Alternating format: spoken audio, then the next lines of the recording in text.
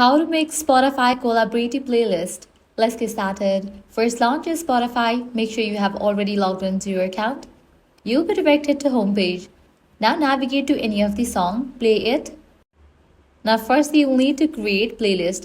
For that, what you have to do is click on three dots given at the top right.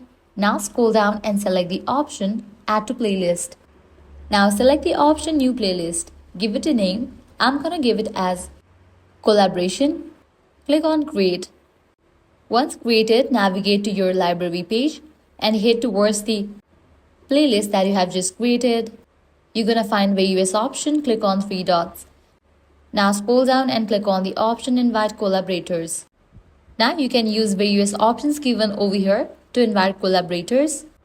So this is how you can easily make Spotify collaborative playlist.